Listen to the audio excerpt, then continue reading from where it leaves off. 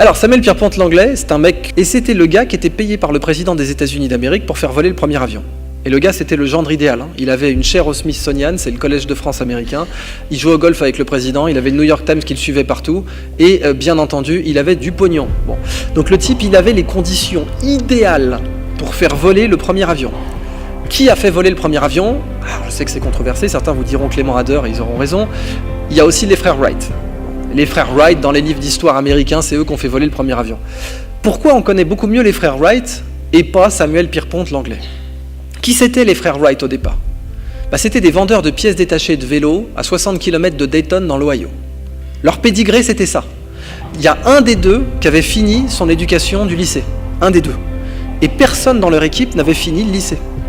Donc les types, au civil, ils vendaient des pièces détachées de vélos dans les champs de maïs. Pourquoi c'est eux? Pourquoi c'est pas quelqu'un d'autre? Pourquoi c'est pas un mec du MIT, de Polytechnique, de Cambridge ou d'Oxford? Pourquoi c'est eux?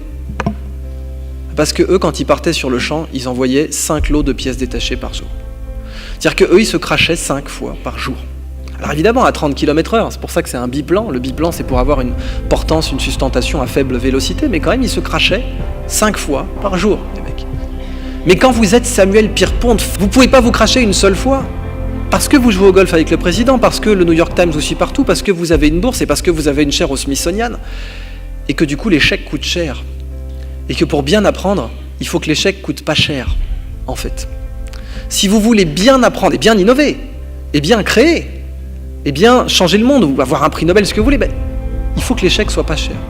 Parce que c'est l'essai-erreur qui crée la nouveauté. Et quand l'échec est cher, eh bien vous n'allez pas beaucoup essayer. Dès le premier échec, vous allez tout arrêter. Et donc le paradoxe du type qui a le meilleur pédigré et dont plus personne ne connaît ne serait-ce que le nom, eh bien c'est parce que ce type-là, pour lui l'échec était très cher. Alors que quand vous êtes les frères Wright dans l'Ohio, tout le monde s'en fout que vous vous crachiez avec votre machine infernale dans les champs de maïs. Du coup vous pouvez faire 5 essais par jour, et du coup vous allez battre ce mec. Alors c'est pas moi qui ai découvert ce vrai grand principe, c'est un type qui s'appelle Simon Sinek, je vous recommande vivement ses travaux, où il dit clairement que l'échec est un diplôme. Et que si vous n'avez pas ce diplôme de l'échec, si vous n'avez pas géré l'échec dans votre vie, il ne faut pas essayer de faire quelque chose de nouveau, parce que quelque chose de nouveau, par définition, ça ne marche pas du premier coup. Sinon, quelqu'un l'aurait fait avant vous. Et là, ce qui est marqué, c'est du Bill Gates qui dit, il dit, à l'université, j'ai raté des examens. Il y a des examens, j'ai raté. D'ailleurs, il n'a pas sa licence, il n'a jamais fini sa licence. Mais j'ai un pote, il a réussi tous ses examens. C'est le gendre idéal, le mec, la classe internationale, il a réussi tous ses examens. Et ben mon pote qui a réussi tous ses examens, il est ingénieur chez Microsoft. Alors un autre bel exemple que j'aime beaucoup, c'est l'effet Bannister. Roger Bannister, donc, il arrive dans un contexte où il y a des congrès de médecine, des congrès de la faculté qui disent courir 1 mile en moins de 4 minutes, c'est pas possible. C'est une limite physiologique du corps humain, on peut pas. Donc vous avez tout un tas de gars qui arrivent, qui font des congrès géniaux, qui courent absolument pas le mile pour commencer, mais ces mecs-là, ils vous disent, c'est pas possible. On a dit que c'était pas possible, c'est comme ça. C'est une limite du corps humain, on peut pas courir 1 mile en moins de 4 minutes.